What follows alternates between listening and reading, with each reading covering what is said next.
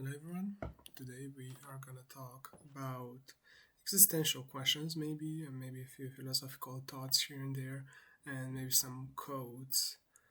And because the previous two videos I did were just pretty much my thoughts on certain topics, but there was no real end or start or goal in any of those. Even though we have to set goals to make an understanding of where did we start and where did we left off, where did we learn, and so on. So I just searched up the deep existential questions to ponder about on Reddit, and I clicked on the just first forum, um, our existentialism something, and we're just gonna talk about a few of these questions that some of the people ask here. The first one coming from False Cogs that says that what is the true source of this thought, want, or pursuit? Why am I thinking or doing this? Who or what goal am I serving? And another user pointed out below this that, in short, why do I exist in the first place? And this is a question that I think we all have asked ourselves, that what is our goal in life, or why do we exist in the first place? And for that, I will just give you the short and boring answer, but also a very clear one into why you've been given life and what should you do with it.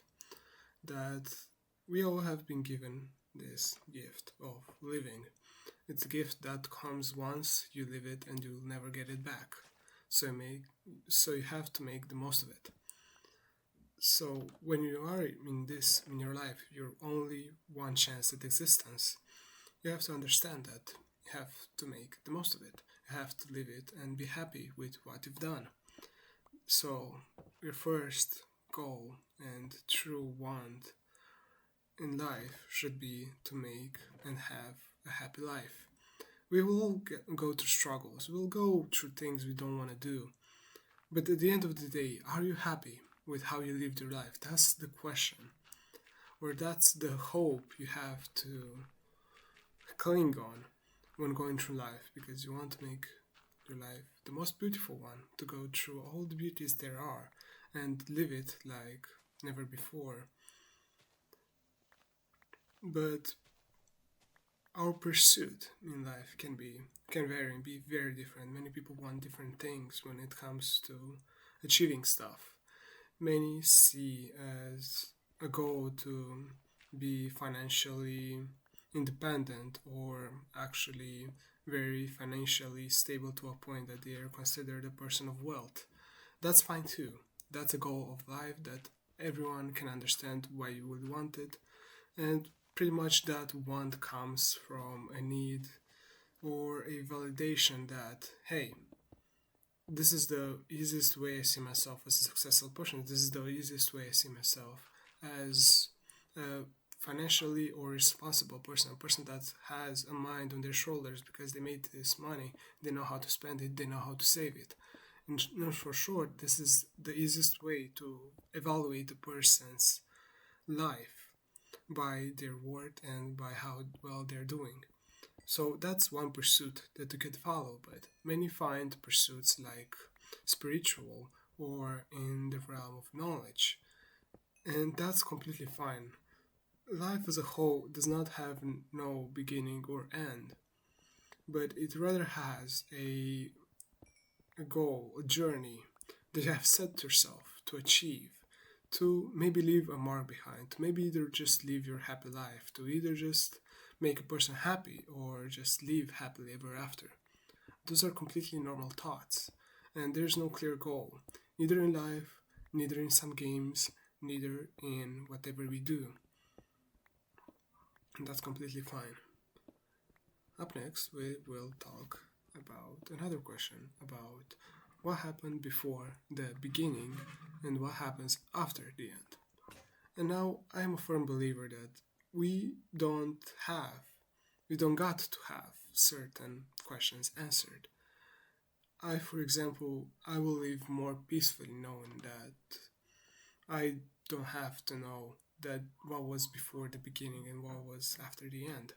I am better off just knowing the present, because the present is what matters for most of us.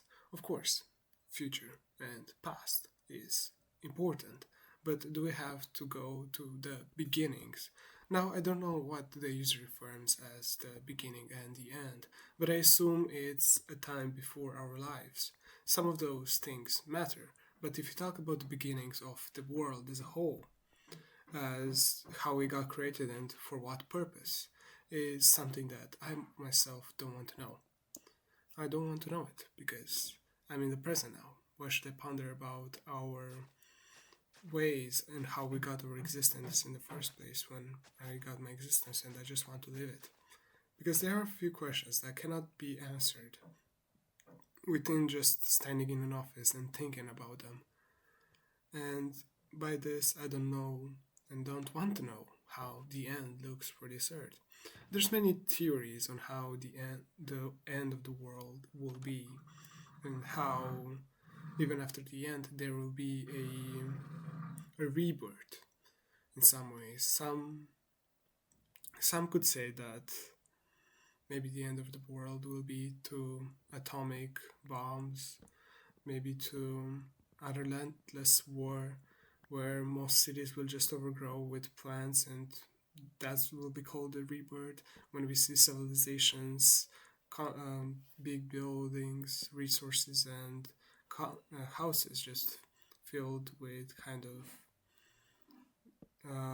with vines and very much greenery, like the world has just gone through a whole purification of what we have done to it, and that's where like civilization starts again or all over again, and we kind of get to understand from the mistakes that our past ancestors did. That's kind of a few ends people assume there will be, and it's not something pondering about because that in and of itself, I don't think that will happen in our lifetime. Yeah, any person listening to this, I don't think this will happen in our lifetime. I don't think there will be a stage where the whole world collapses in the next 100 years. I think. And 100 years is a big period of time, but I don't think that will happen in this period of time. Because there will be much more problems people will focus on than just killing themselves over the elite list of resources to just gain a little bit of wealth and notoriety as a whole country. Now, let's move on to the next questions. I don't know what to say to about the previous one anymore. Where is the baseline of what is reality? So, what is the baseline? Okay, let's kind of ask ourselves what does the user mean when they ask this, the baseline. Um, the baseline of reality. So, I think they are asking how do we I understand it in two ways. How do we know that what we live is reality, the baseline of reality, to know that we are grounded and we live a normal life in this reality that we have been given, or it's more of a question towards other realities that may exist within the universe or the existence as a whole.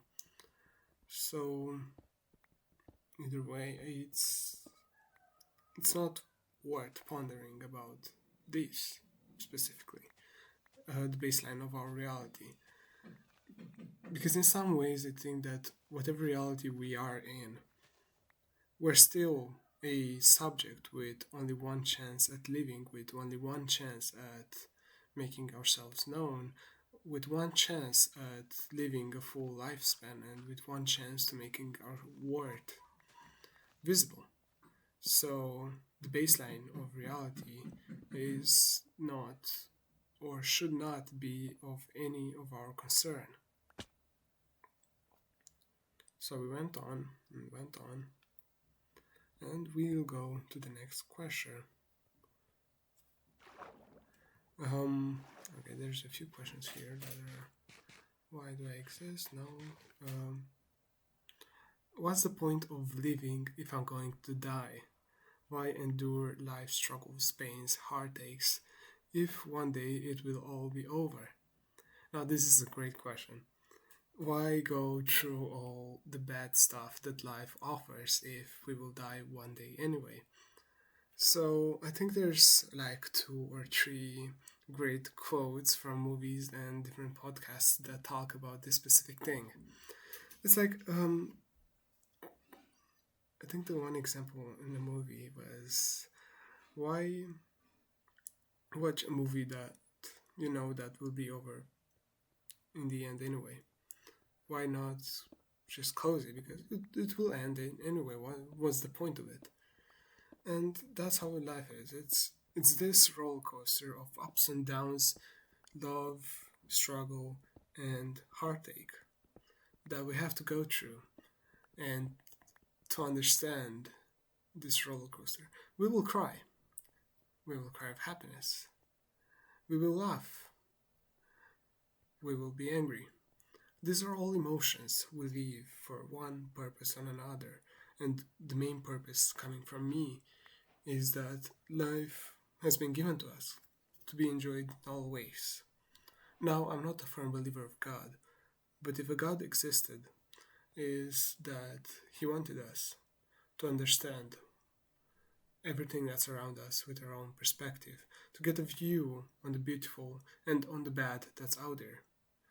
Either it be that our perception of good and bad is torn apart within different opinions. The goal of life is to live it, to be happy about it, to cherish it, even though there's all that bad and good out there. The meaning is to make the most of it. Because if we've been given this one chance, I keep going back to this point that we've been given life and we have it only once. We have to make the most of it. You're not gonna keep back in your life and struggle on what ifs. No, life it has been given to you once, and you have only one chance to say what's on your mind, or you'll never get to say it and struggle all over again. Because certain people, when they ask these questions, they ask about them when they're at a low point in their life. But life is a balance of good and bad. So why do we have to ask these cruel questions of why do we have to keep living? Now, when we are struggling and we don't feel in our best mindsets, instead of asking them when we are happy, when we're at a good point in life and we have someone that loves us. It's about also when you ask these questions, because most of these questions, existential questions and doubts about reality and everything, they get asked at our lowest points in life, at the lonely points, at the points that we wish we had something besides us to hug us, to tell us that everything is fine and I am here for you. This is why we need true friends, or this is why we need even people around us that get us, people that won't laugh at your existential questions because they've gone through the same thing, or everyone has gone through them. But the way we phrase it or the way we bring it up, it feels heavy, and some people don't want to talk about heavy stuff because they have never been um, commonly they have not commonly talked about this before with other people because this is a thing that happens for everyone. This is a thing that anyone can relate to, but very few are comfortable talking about it. So why ask ourselves these heavy questions in our worst points in life when we can be in a very good point and never ask them? It's about the struggles, it's about the questioning, it's about whether if we are wrong or if this reality has been created especially for us to struggle in. And in some way it may be, in some way it may not be, but whatever the cause could be, it does not really matter because you've been given life and you are here to make the most of it. You're here to cry on other people's shoulders. You're here to be the shoulder that other people cry on. Life is beautiful because it's a tragedy up close and a comedy further away. Okay, I think I found the Neo better blog post that we can use for the next questions we're going to ask on the rest of this video. It's a, I'm going to describe this post. It's by a writer that just took 20 questions and gave them his own answers. And I found his answers completely relatable and great for the questions has been asking himself. So the answers themselves are just perfect on point. So we will start with a question here.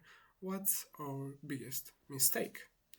And he gave a great answer of saying that we think we have time. It's a short, on point, and kind of gives you the sense that life passes by at the miles at 100 miles per hour, and we're just standing by and watching it pass before we even act on it to keeping up with it as a whole. But my other great response, or maybe not great, but my response to this will be that we either ponder too much on our past mistakes, or we kind of struggle and keep back with the what ifs of our life.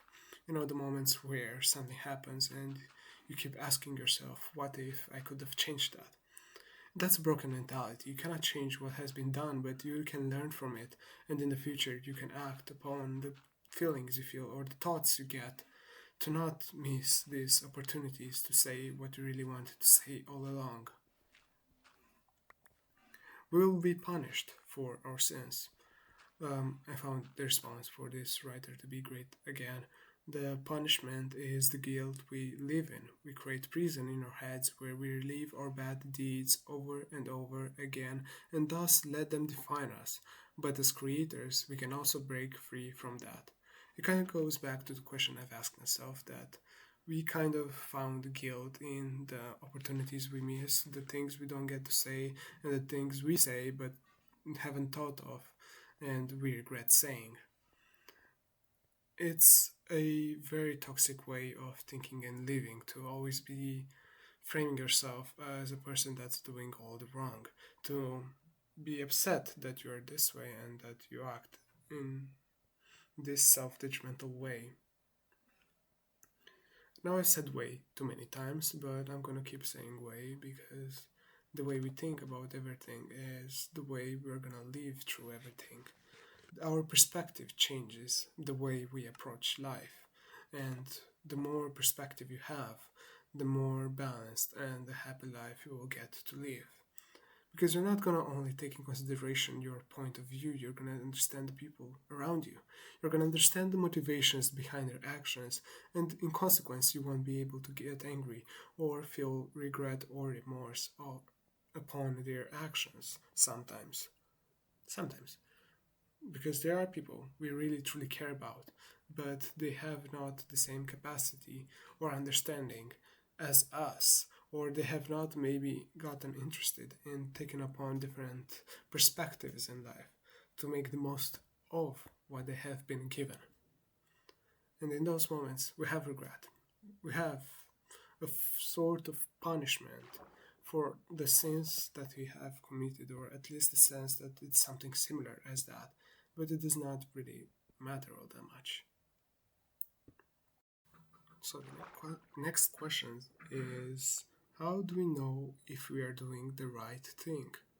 And I'm not gonna read the answer of the writer of this article, and I'm just gonna respond with my own opinion. Um, how do we know if we're doing the right thing? There's no certain right thing we have to do or certain path that tells us that we are doing the right thing. Now, for example, you want to become a world renowned athlete. Now, you will struggle to get to the world stage, but through that, we will do trial and error. You're gonna just keep at it and try to do what you think means as the right thing to do to get further, to become better. And now, the right thing here is the fact that you're keeping on it and trying consistently at your goal. That's the right path and the right thing you're doing. Now, the hows and ways you're doing it may not be as right, but does it really matter? Does it matter when in this world there are so many few people that truly commit to their path before they commit into their before they commit into the ways of how they reach it. I want to become a book writer, but I currently don't write as much as I used to. And now I'm not taking the right path because the right path is trial and error. Keep writing, keep doing, keep repeating. Not stand back and just sit in bed all day and never even give it a thought to your goals, to the path that you were chose to take. You're not doing what's right. The right thing is to keep at one's goal, to keep this obsession over what you want to become. So it's not about whether we are doing the right thing. It's whether if we are spending the right amount of time into what we think is the right thing we have to do. The next and I think the last question for this episode is, do people change? And I've talked about this on a previous video. You cannot make a person change yourself. You cannot make someone into the perfect bow you see them as. But the people always change. People can change and people will change. It's whether they want it or not, or whether they have gone through certain stuff that has affected them. People will change. All of us changes. Even you, even I, even a person 10 years from now will go through constant change. Because the mind is not a static thing. The body, the thoughts, the actions we take are not a constant. They get affected by various factors, and we contribute to those factors through the experience we go through, to the words we listen to online, and to the people around us.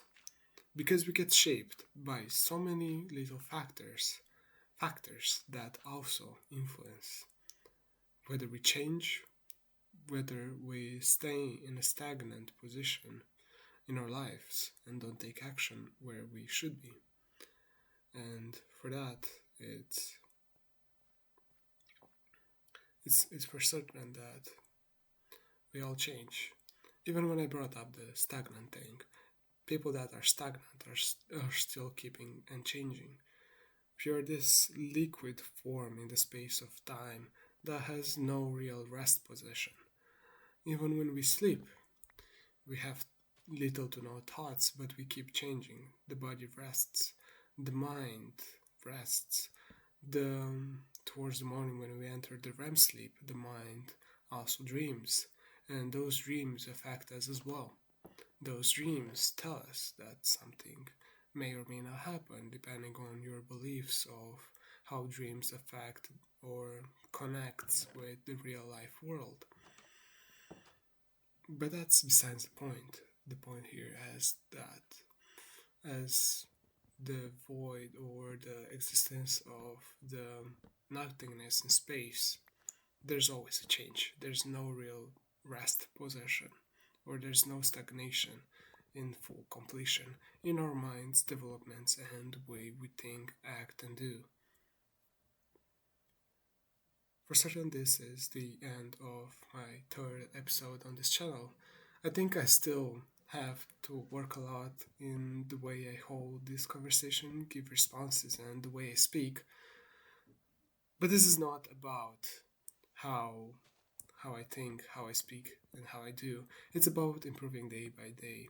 It's about creating something here that's truly unique, and hopefully one day I'll do it at a level that everyone will enjoy listening to me, or at least find something valuable out of what I do. Thank you for listening. If you have listened till now, make sure you leave a comment and I will appreciate it. This will mean that you've probably watched it through all the way through the end. And thank you.